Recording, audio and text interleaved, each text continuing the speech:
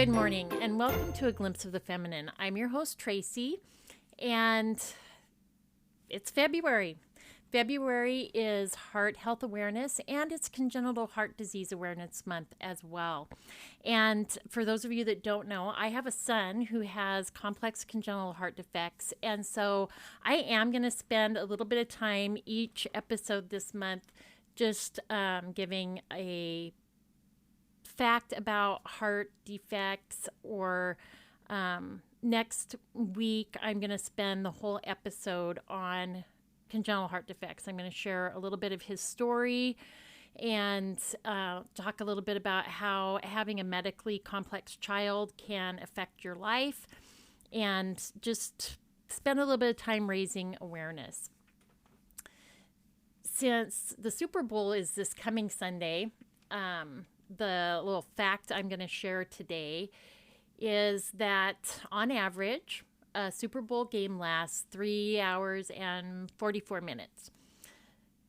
There is a baby born with a congenital heart defect or multiple congenital heart defects every 15 minutes. So that means that during the game on Sunday, while you're watching your favorite team and cheering and critiquing the halftime show, 15 families are going to have a baby born with CHD, and their world is going to change forever. Now, granted, when you have a baby, even if they're perfectly healthy, your world changes forever. But a lot of these families are just going to get thrown into the deep end of the medical pool. And they will be looking at surgeries with their babies, and time in hospitals and doctors' offices, and therapies, and lots of uncertainty. So every 15 minutes, a baby is born with congenital heart defects. So I recently watched 2 documentaries. One was titled Bad Faith, and it documents the Christian national movement. And the second one was called America's Burning, and it looked at the political, socioeconomic state of our country. Now, I do not want to get into politics, because my stance at this point in my life is they're all a bunch of crooks. And even those who go in with great intentions end up compromising their principles and being crooked. It's just the way that it is set up, the whole system. You have to compromise. You have to compromise on your principles, and you can only do that so much before you become corrupt.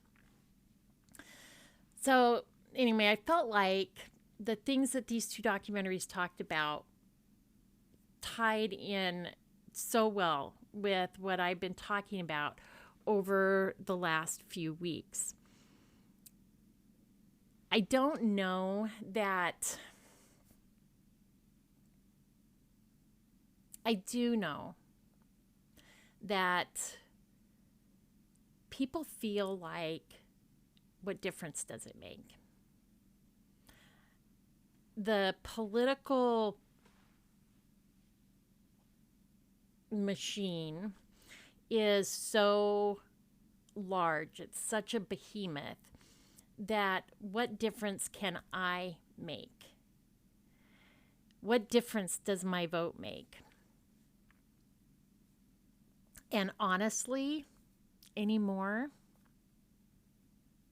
I will encourage you to vote. Go out and vote. But I don't know what difference it makes. However, who we are as people can make a difference.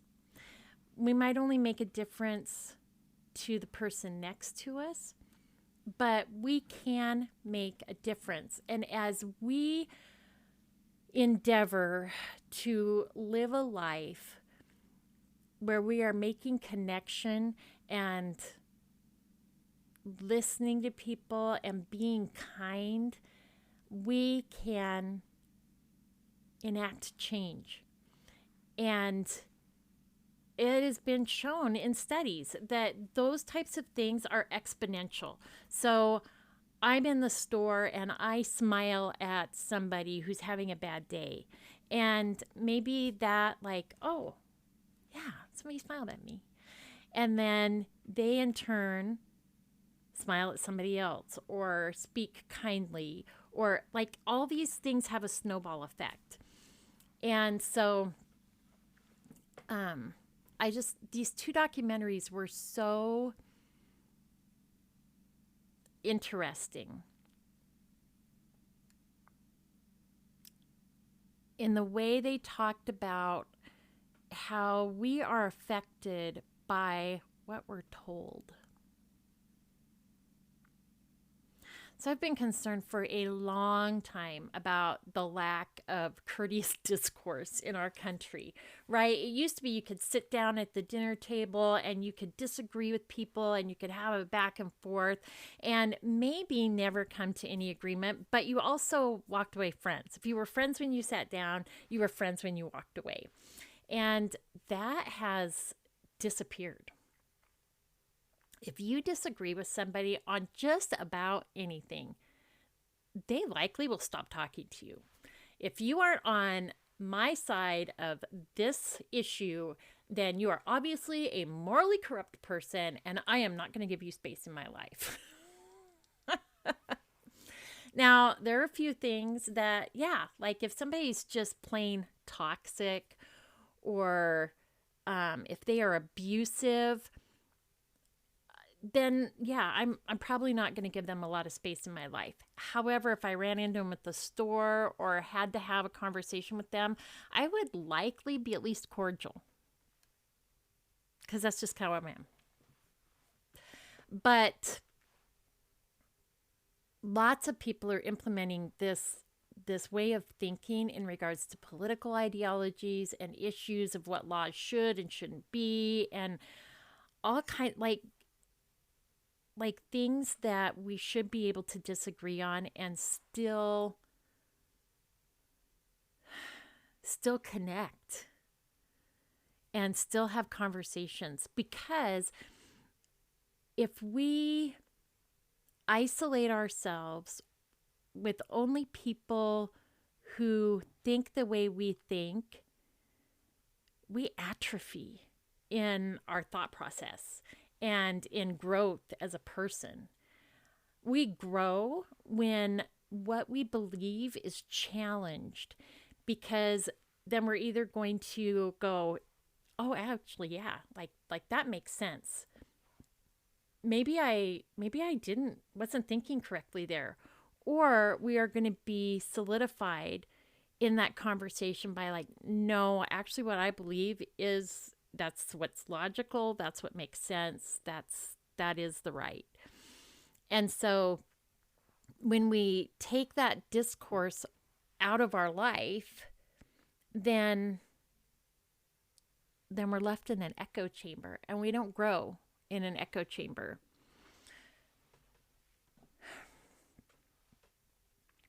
According to a recent PBS News NPR Marist poll, nearly a third, let me repeat that, nearly 1/3 of Americans think violence is justified to get the country back on track. And that's actually not that unbelievable of a statistic when we look at the increase in assassination attempts, assassinations over the last few years. Like, and on both sides, Republicans have been shot, Democrats have been shot. It's both sides. What on earth is going on in this country? I worry about the country that my kids and my grandkids are living in and growing up in. I hear people talk and they are worried that we are heading towards another civil war. And that was also one of the concerns brought up in America's Burning. Like, are we headed towards another civil war? And we always think about military action when we think of war, but America's Burning talked about it being a financial war. So then I have to wonder, are we already there? I don't know. But what would that look like? We can't hardly afford to live now. You can't. Rent is through the roof. Maybe not where you are, but where I am, with all the influx of people since COVID hit, like the kids that are growing up here cannot afford to live here once they move out of home.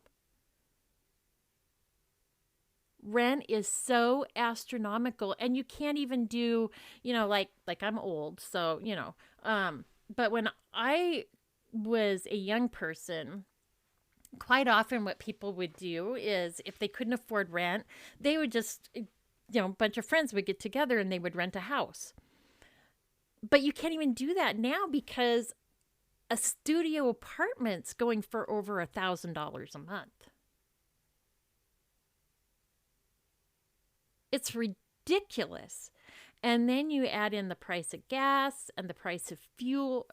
Gas is fuel, thank you very much. But propane, we heat with propane. And the price of food. And the price of shoes and clothing and everything is so astronomical.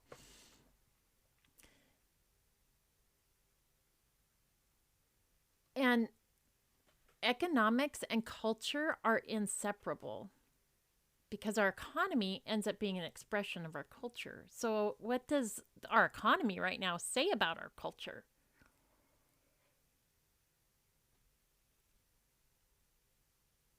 And economic hardship drives division because our identity is so closely tied to our personal economy. Our identity is so tied up in our job, and our dignity is tied up in our job. I mean, when you meet somebody, what's the first thing they ask? Or one of the first things, what do you do? I mean, it's like when you were in school, what grade are you in? But what do you do? And when we're out of work, our self-esteem and our dignity take a hit. Because if I'm out of work, how do I provide for my kids? How do I pay the rent? How do I put food on the table? How do I put gas in my car so I can find a job? And then we get angry. And when we're angry, we can be easily led into hate.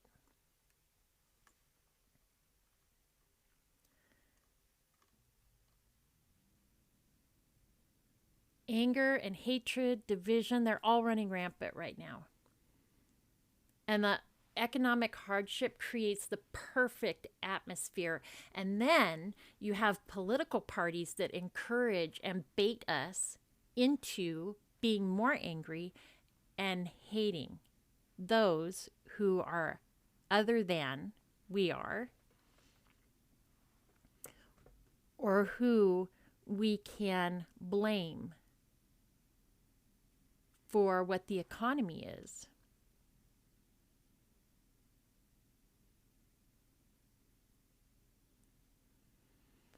And both parties are guilty of this.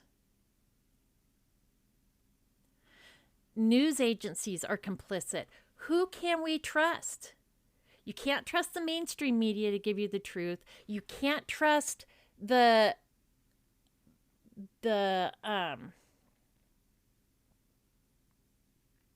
I want to say right-wing media, but it's not even right or left. I mean, it's the more niche medias that are becoming more and more mainstream. I mean, really, is Fox News not mainstream anymore?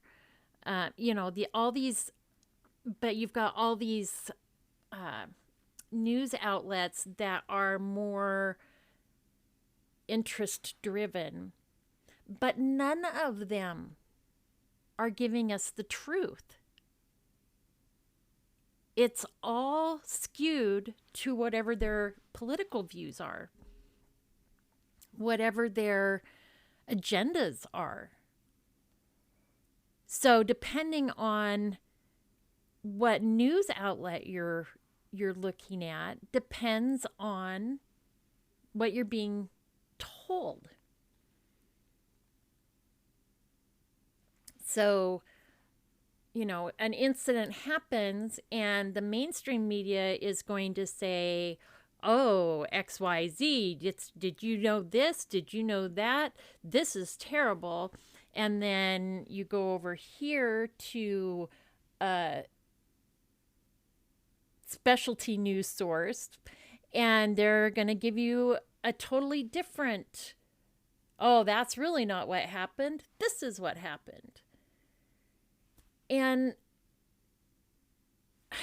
where's the truth?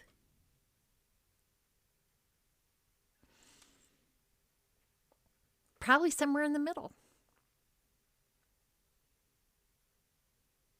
One of the quotes out of America's Burning is, it's not about if the information is true, it's about, does the base believe it? And that became very clear in watching Bad Faith as well. It's not about truth. It is about spinning things in a way that people will believe what they're being told. And then I'm sitting here asking, why are we so willing to believe the worst in people? And why are we so easily led down the path of hate? The only way to change that is to change how we listen and how we think, and then how we treat people.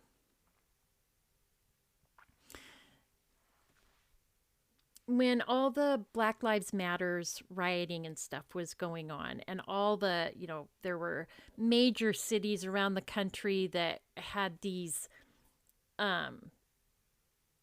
law enforcement free zones and all that kind of stuff. And in one of our local cities, I mean, for here, it's a big town, but in the grand scheme of things, it's not a city, it's a town. We had protesters come in, and there were armed citizens throughout the downtown area. And because they did not want to allow the rioting and the destruction of property to go on that had in other places. And there was no rioting.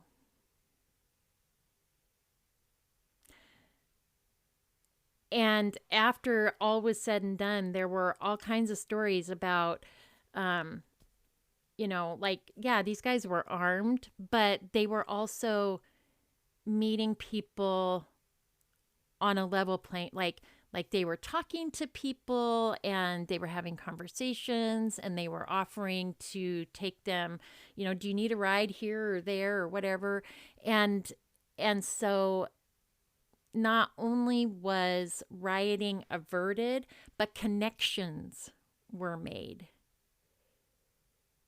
Even though they were on opposite sides of an issue, they were connecting and they were seeing each other as people.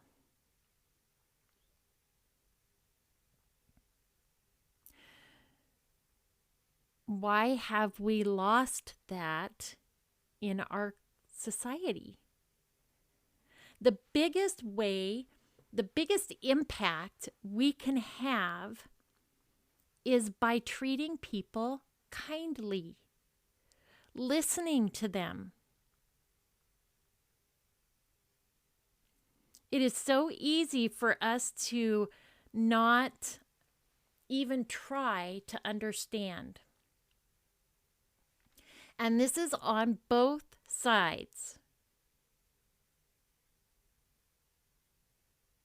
It's really easy for me to sit and watch something on the TV or on the computer and be like, well, they should have just done what they were told to do. If there's law enforcement, somebody's injured or killed by law enforcement. I come from a law enforcement family. So it's really, really easy for me to be pro law enforcement. And it's really easy for me, in the background I have and the understanding I have, to say, well, if they just do what they're told, these things wouldn't happen. However, that is making the assumption that the law enforcement officer is an honorable player, and not all of them are. And that's reality.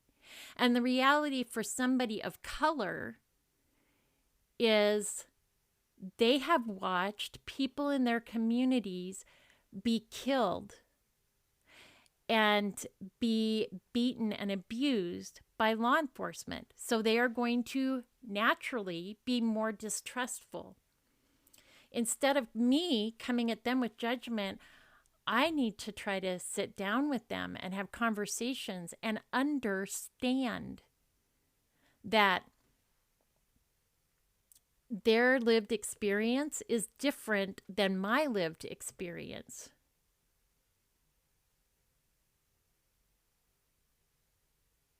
And for them to understand that of me as well. And for me to have empathy for what their lived experience is, and to have understanding of why they feel the way they feel.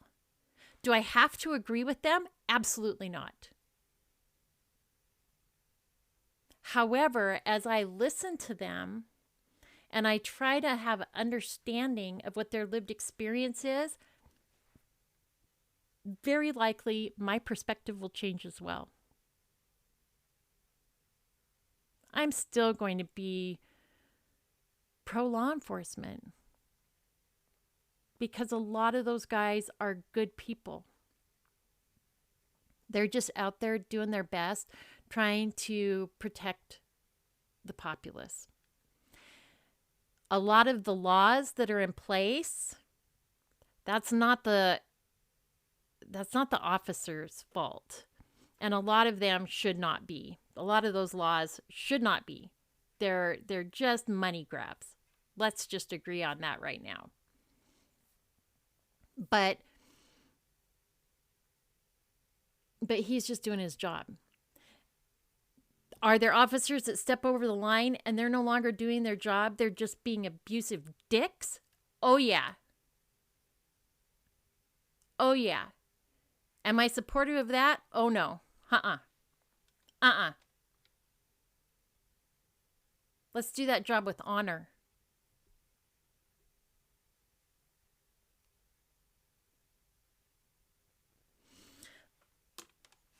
But also, if we're on the other side, the more liberal or progressive side, let's not make the assumptions of the worst of somebody who's more conservative.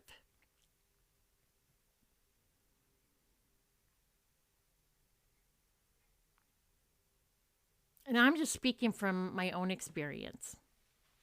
I am a more conservative person.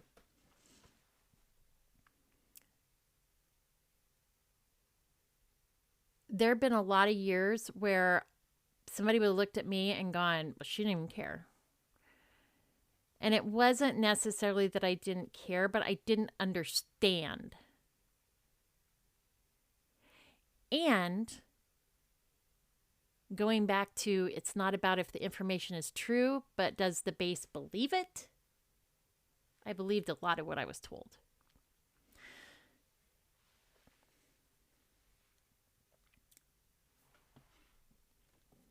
what I want to encourage today is don't just believe what you're told. Whether you're liberal, progressive, whether you're conservative, don't just believe what you're told.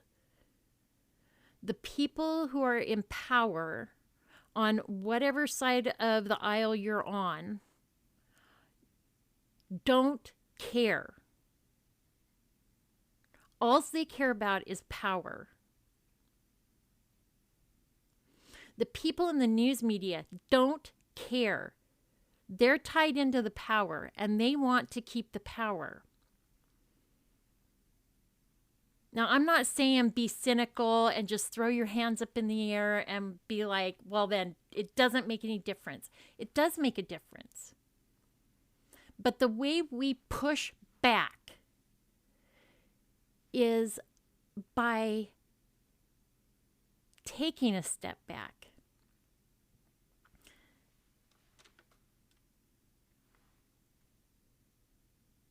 The ICE agent that killed the woman.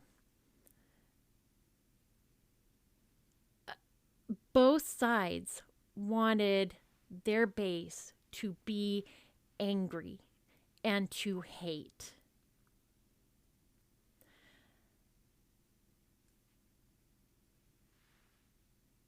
The left was just whipping people up and up against the ICE and the law enforcement officers and the policies and the politics, and the right was trying to whip people up against protesters and illegals and what about all these people that have been killed by illegal aliens, and who's mourning them, and all this stuff. Well, how about we care about every person who loses their life through illegal action, whether that action is taken by an illegal immigrant, a legal citizen, or a law enforcement officer. How about we just care that a life was lost? How about we care about corruption at the first responder level, the supervisor level, the agency level, the governmental level? How about we care about corruption? How about we take a step back and look at people and see them as people? How about we don't have our favorite pet news outlet that's the only place we'll listen to? Because they're not giving us truth. They're giving us what they think or what they know we want to hear. They're feeding us anger and hatred. They're not helping us think clearly to work towards positive change. They want us to hate each other. And the biggest way to push back against that is to refuse to hate. To treat people with kindness and empathy. To not judge where they're at, but to make space and listen to what their experiences are.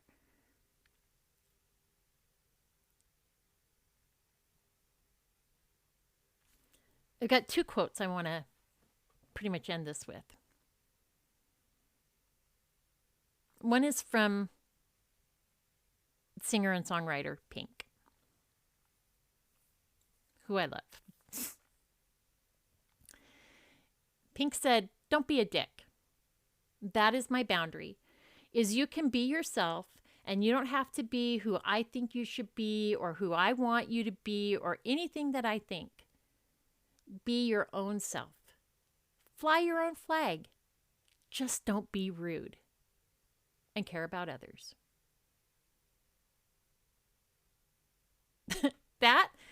That is this podcast, this episode and the last episode and the episode, like that is the encapsulation. Don't be rude. Care about others.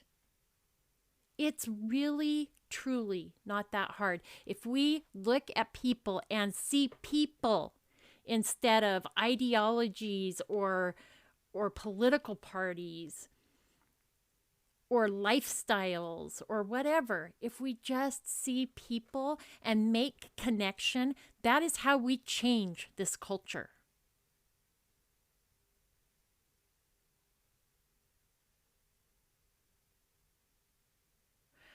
Maya Angelou said, I've learned that whenever I decide something with an open heart, I usually make the right decision. I've learned that I still have a lot to learn. I've learned that people will forget what you said. People will forget what you did. But people will never forget how you make them feel.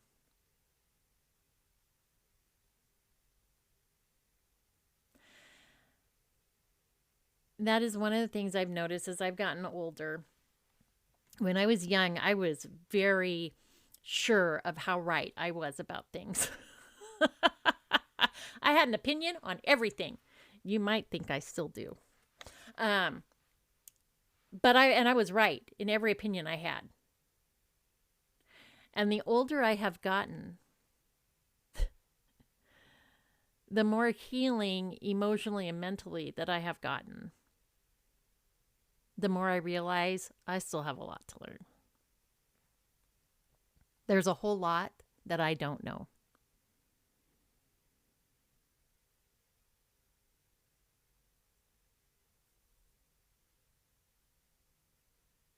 Be your own self. Fly your own flag. Just don't be rude. Care about others, because people will never forget how you made them feel. Just stop and think about various people in your life.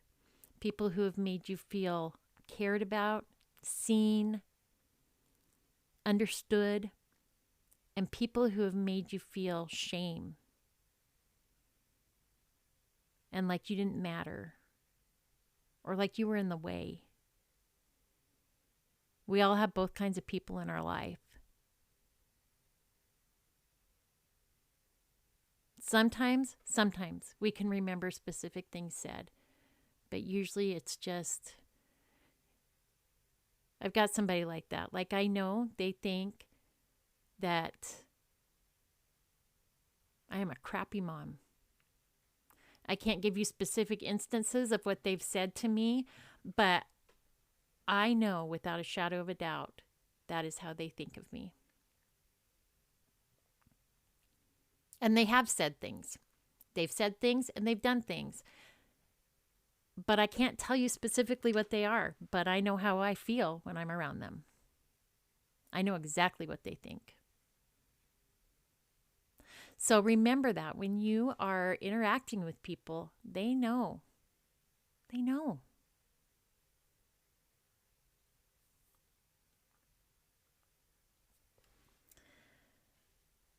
Next week, we're going to talk about congenital heart defects. And I hope that you are finding this content worth your time. I really want to bring you good content. I want to give you things to think about. And don't forget to like, share, follow along. Again, you can find me on Facebook, Instagram, TikTok. I'm still really not on X. One of these days, I am going to figure X out and start posting there, but not today.